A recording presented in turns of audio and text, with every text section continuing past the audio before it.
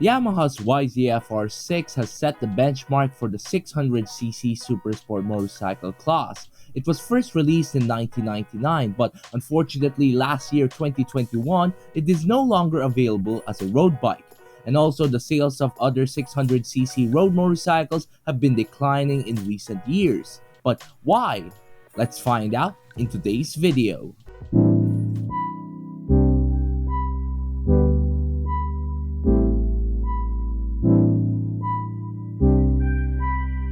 600cc Supersport motorcycles were once the hottest category of all. Supplies were barely keeping up with demand, and manufacturers were engaged in a fully fledged fight to develop the most technologically advanced and coveted 600cc motorcycle on the market.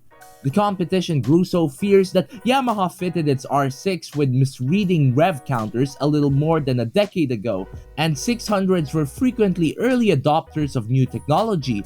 When Yamaha first introduced the fly-by-wire throttles to the motorcycle industry, the R6 was the first bike to acquire them. When Honda sought to demonstrate that ABS could be used on a sport bike, the CBR 600RR was the first to get the package.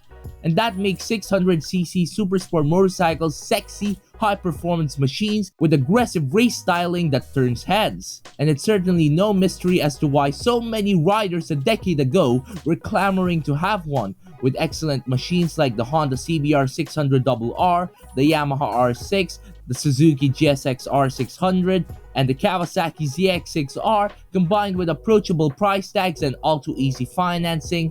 The supersport market was one of the hottest in the industry back then. Suddenly, the 600s are going away, slowly. Even when we are at the pinnacle of supersport sales and the bike themselves were still on the cutting edge of technology, the writing was on the wall. That the supersport market has lost steam because the bikes are simply not as appealing to buyers as they used to be.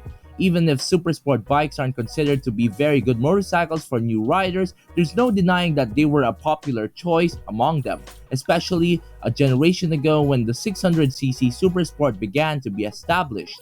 While back then the 600s were selling well, unfortunately their profit margins were razor thin and eroding with each new piece of technology they implemented.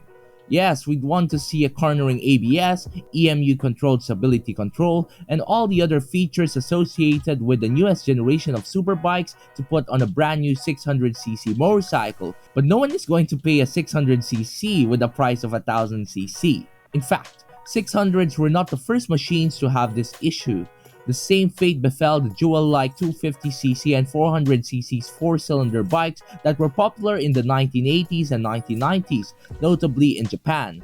A four-cylinder sport bike, whether it's a 250, 400, 600, or even a 1000cc motorcycle, has roughly the same amount of components. And when there's a tremendous rivalry between competing producers, the quest for dominance means there's less room to minimize prices by using inexpensive components or materials. The same is true for R&D costs. Developing a little sport bike is equally as expensive as developing a huge one. Previously, lower performance criteria, laxer emissions laws, and less technology meant cheaper prices. And when paired with large sales, the 600cc Supersport bike still made excellent financial sense, even if the margins were thin. But today, it's much more difficult to make the numbers add up. In other words, 600cc Supersport motorcycles may have been so successful at the racing for which they were designed that they turned off the client base that helped build the class, mostly younger street riders. And now there are many better alternatives for street riders searching for exciting, powerful street motorcycles that are also way less expensive to buy and insure. And also the 1000cc superbike class has come a long way, with incredible machines such as the BMW S1000RR, the Yamaha R1, and the Kawasaki ZX-10R. With the jump to one of these world-class machines only a few $1,000s away, the more experienced and affluent riders who can afford it are going to put their money there instead. Logically, it makes sense why the Supersport or 600cc Supersport market has been drying up, and explains why there's been alarmingly little development in the class. And if that sounds like a downbeat ending to a glorious career, it shouldn't. All things have a natural span. No one makes precious, dazzling 400cc and even 250cc supersport motorcycles these days either. And yes guys, the video is now over, so if you like my videos, make sure to press the like button. If you want to follow me on my journey of loving motorcycles, make sure to press the subscribe button and press the notification bell. Don't press none. Goodbye!